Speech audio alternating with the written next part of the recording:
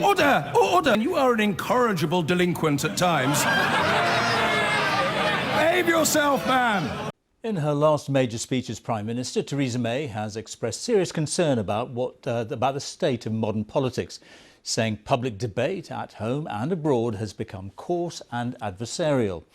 It comes ahead of the final hustings tonight between the two candidates to replace her as Prime Minister, Boris Johnson and Jeremy Hunt. That will take place at the Excel Centre in East London, and our political editor Laura Koonsberg is there for us. Talking about the state of modern politics, Laura, was there any sense in Theresa May's speech about what she thought about the current leadership contest?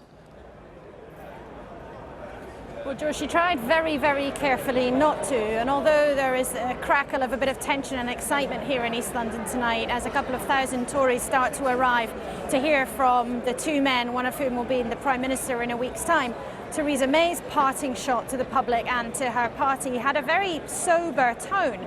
She wanted to give, a really serious warning about the state of our debate, to use the formal term, to use a more pragmatic term, basically how politicians talk to each other, how members of the public who are interested in politics talk about politics, how they talk about politicians, and how political opponents treat each other, and questioning really whether or not in politics, after 3 very bitter and divisive years, people have lost the art of being able to disagree without actually descending into rancour and descending into debate that can be very, very damaging.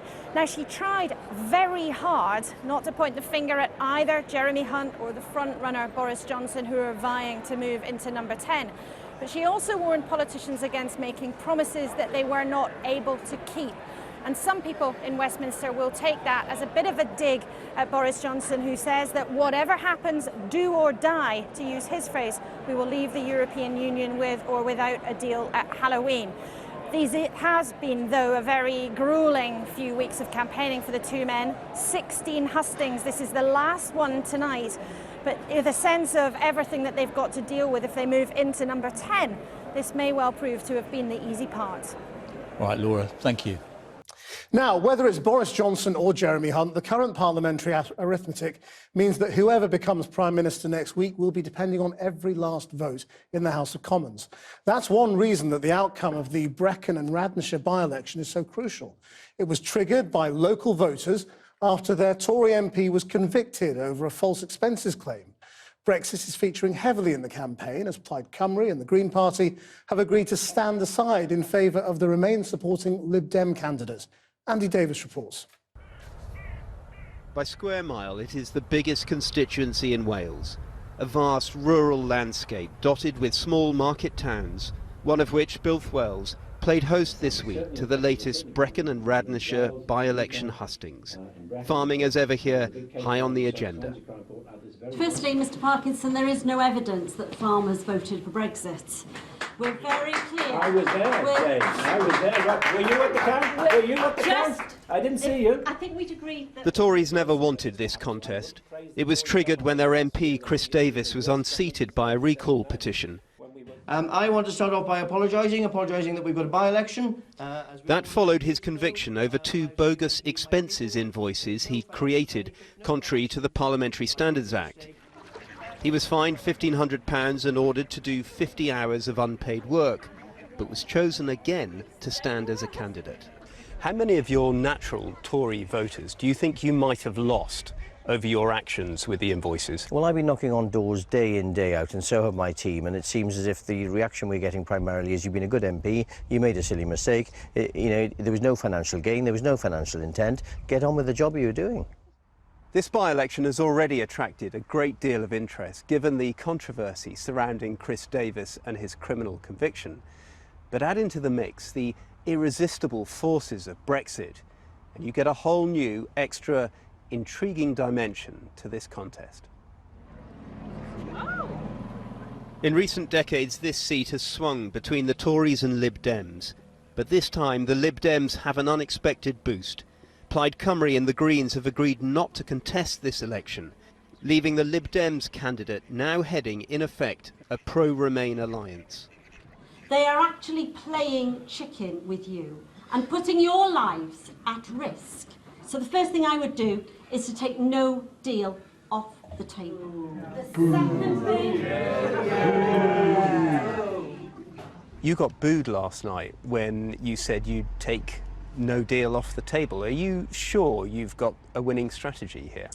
I'm very clear that no deal Brexit needs to be taken off the table because of the effect it will have on farmers and agriculture, and that's a big part of our economy here in Brecon and Radnorshire. Do you see this as a Remain versus Leave by-election?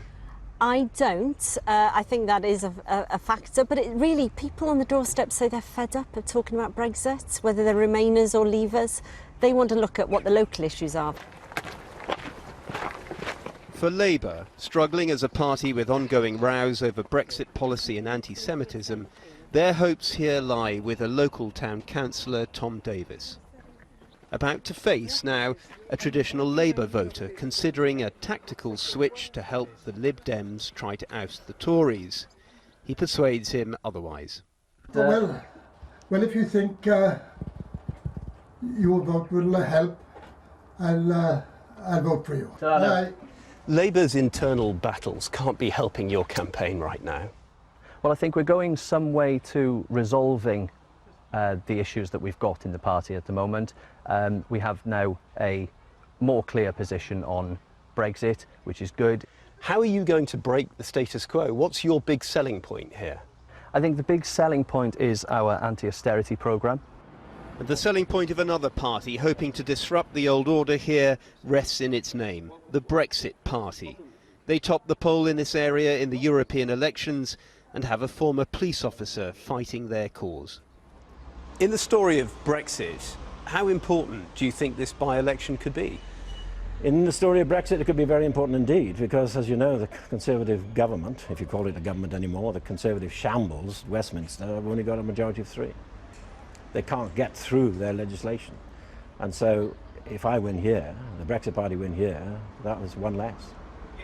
Paying a compensation package is illegal under WTO rules. You can't pretend it's not. You know it's not. It's how you're going to get... Back in the hustings, the Tory candidate Chris Davis, when challenged, repeats his claims that farmers will be compensated in the event of a no deal.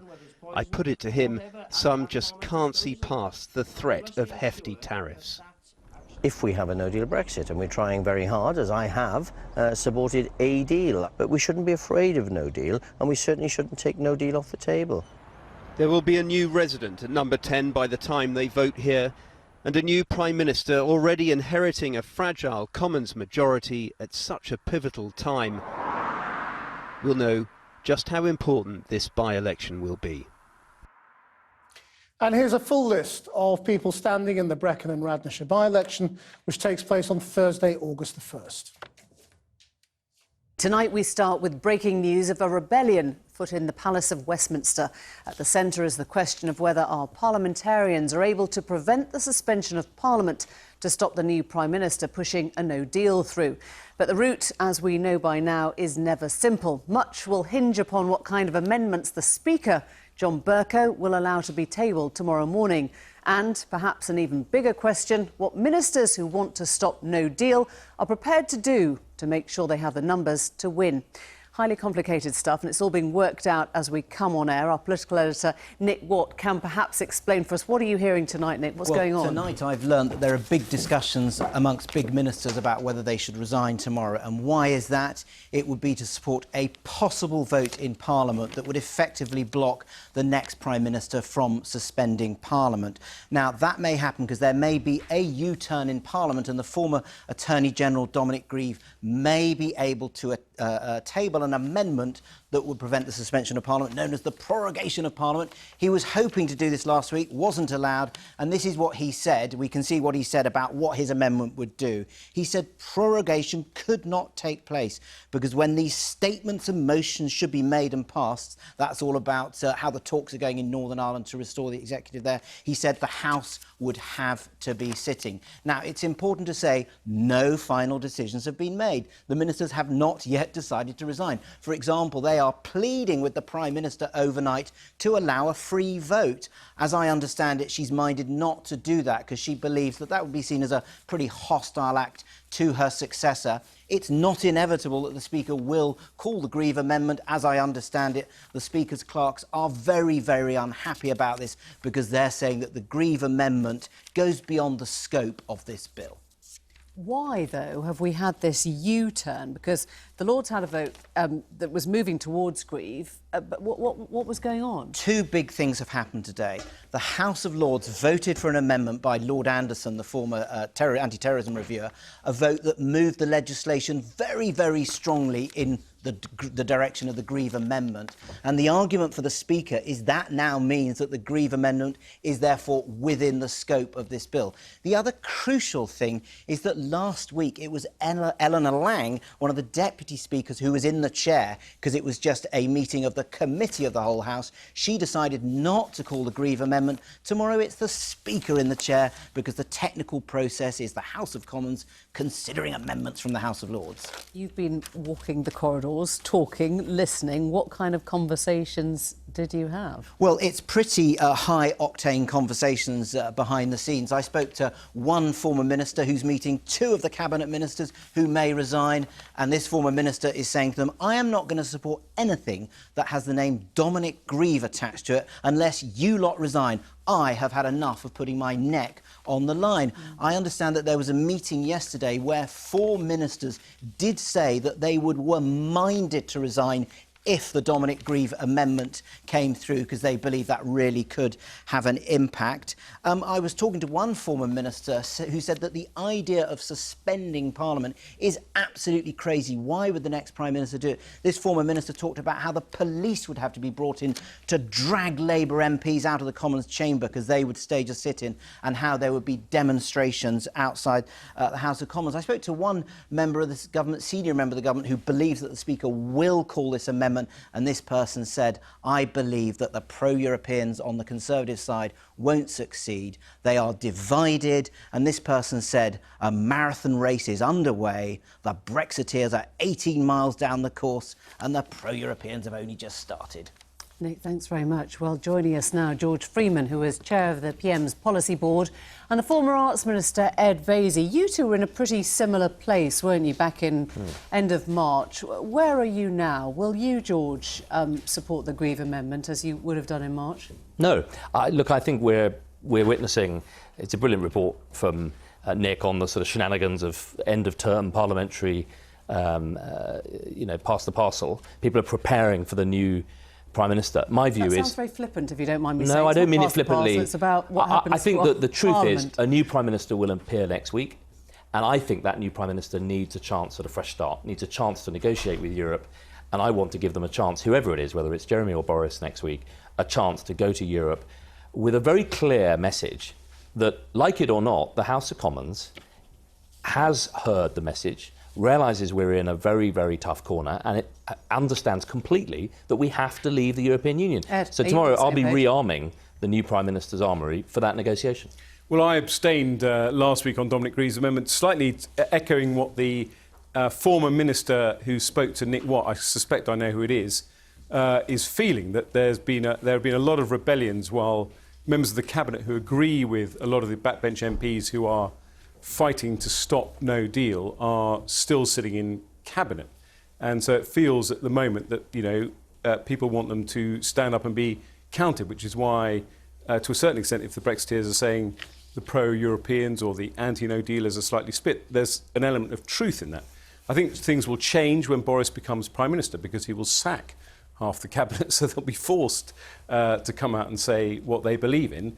To a certain extent, the amendment tomorrow, which will come back from the Lords, and I think, by the way, the idea that Dominic is going to amend this amendment is a bit of a sideshow. There will be an amendment from the Lords, which is in effect a signal that Parliament will not allow itself to be prorogued, is still a bit of a sideshow. I don't believe that Boris Johnson will try and prorogue Parliament, again, for all the reasons that Nick said. Just tell us what you're doing, though. Are you going to vote with the amendment tomorrow if Dominic Grieve... I will probably vote with the amendment tomorrow, yeah. You will be supporting Dominic Grieve?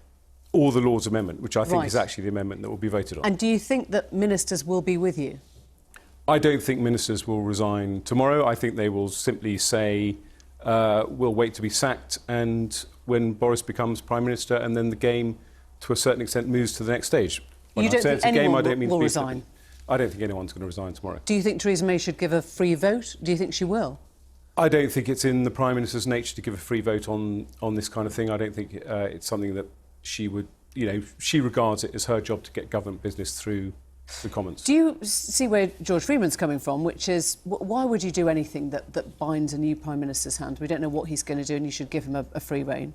I think George has a point, but I think that, first of all, I think prorogation is unthinkable. I don't think Boris will do it, but I do think it is still worthwhile sending a signal that there are enough votes there to stop a prorogation. And after all, it wasn't, as it were, the anti-no dealers who started this argument that somehow you would have thought could it was have this unthinkable bizarre once. situation. You would have been in that camp. You would have been unable to look yourself in the mirror at the idea that the democracy of the United Kingdom could just be put on hold to allow one person's Of course, and I don't think that's going to happen. I don't think either of Jeremy or Boris. So why don't you stand up and be counted then? Because that's not what tomorrow's about. Tomorrow is a perfectly excusable and perfectly normal parliamentary procedure. It's the last time. You've heard that. It's the last time. I just think we've got a new Prime Minister starting next week, a new start, a new negotiation. We shouldn't seek to bind the will of a future Parliament. In October, Parliament will meet. I will be in it, Ed will be in it, and Parliament will decide then, and should decide then, what the right thing is. Trying to bind its hands now is a mistake. One former minister told me tonight that the line that keeps getting peddled out is now is not the time. This will be a now is not the time Brexit right through till the end of October, and no deal will happen. And you'll have to wonder why it has. Yeah, look, we're in a terrible place. I'm not suggesting this is perfect at all. I think you know my view, we're in a terrible corner. I don't think I do anymore, George, because I know what you would have done 2 months ago, and I now see that you're not doing what you said you would have done 2 months ago, and I'm wondering how long you're going to leave it if you feel the same as Ed Vaizey. Well, let me explain why. There's all the difference in the world between March 27th, when a group of MPs are willfully voting down a withdrawal agreement because they actively want no deal. I was not prepared to go along with that. And a new Prime Minister seeking a mandate to negotiate on the terms on which Europe have set out, that if there's no deal, if there isn't a negotiated agreement, there's no deal. You know where he is on that, because he said there's going to be no backstop and therefore there's going to be no Theresa May deal. Yeah, but I don't want to send him out to bat with a broken bat for these negotiations next week. He needs to go to Europe and say, you've seen the mood in Parliament, no deal is a very real possibility, now negotiate. Ed Vaizey, you're handing him the broken bat. Well, I mean, I don't agree with George's argument that somehow the Prime Minister should have in their armoury the idea that they will suspend Parliament. I mean, we've gone down the rabbit hole. It is quite a bat, that, isn't it? No, if the police are being pulled in to pull out Labour MPs who are sitting, on the floor in the Commons. No, I was talking about no deal. The idea that either new Prime Minister... It's the same thing. That's how you get there. ...will prorogue Parliament, I think, is for the birds. I think Boris Johnson and Jeremy Hunt would be laughed out of court for suspending Parliament, proroguing Parliament. I just don't think it's a real option at all. And if they did want to do why don't you help them rule it out then? Really easy to help them rule it out. Could all be done tomorrow. And then you could... Because it's part of the armoury of a Prime Minister in taking office next week. Suspending democracy is part of the armoury of a Prime Minister. They need to have the power they need. Parliament will judge at the time what it thinks is the right thing. We shouldn't seek to bind a future Parliament. So it is. Now is not the time. Yeah. Thank you very much indeed. Now, just how bad would a no-deal Brexit scenario be for the UK's ports? Some have suggested that claims of massive transport disruption are overblown, that both the UK and the French sides of the Channel are actually reasonably well prepared. Well, Newsnight has some worrying new information which casts doubt on that narrative. Our economics editor, Ben, is here. What have you found out, Ben? Well, Emily, we've been talking to the cross-channel ferry operators about what they would do in the scenario of a no-deal Brexit. And what they have confirmed to us, some of them off the record because of the sensitivity around this, is that they would not let a single UK haulier cross over to the other side of the continent if they did not have every scrap of documentation fully signed off. Now, some context here. At the moment, because we're in the single market and customs union, hauliers do not have to carry any documentation across at the moment. But if we have a no-deal Brexit, that changes overnight. And suddenly they have to have a whole range of new documents. And we can see some of them there. Driving permits for hauliers, customs declarations, export licenses. It's a lot. You get the impression. And that is by no means a comprehensive list, by the way. Now, business has been warning that they don't think UK firms are going to be in a position where they are going to be able to have all those documents ready. And Newsnight revealed last month that of the universe of firms who need to have the very basic entry level of documentation, a large majority have still not signed off on it. So what would be the implications of all this then, Ben? Well, if we put together what we've established about the boarding policy of the ferries, along with the lack of preparedness of business, you've got a recipe for those long queues of hauliers coming into the channel ports, gridlock, tailbacks and the like, and to have a sort of flavour of what that would mean. Imperial College London did some research on this, commissioned by the BBC, and what they said that if the current peak queue going into Dover is about 10 miles at the moment, if you add just 2 minutes of checks for each lorry, that suddenly triples to 30 miles of queues. Now, Emily, some have taken comfort from the words of the Mayor of Calais and the boss of the Calais port this year, saying that actually Calais is prepared for this. Now, the problem is, as we've shown, is that Calais can be prepared because the problem essentially gets pushed to the UK side of the channel. That's where all the trucks accumulate. Now, what kind of response are you getting from government? You've taken this to Transport Minister. Yes, we've spoken to the Department for Transport, and their response, they didn't engage with the issue about boarding policies, but they did say the government remains focused on ensuring the UK's smooth and orderly withdrawal from the EU. There are well-developed plans in place to manage any traffic disruption in Kent. Ben, thanks very much indeed.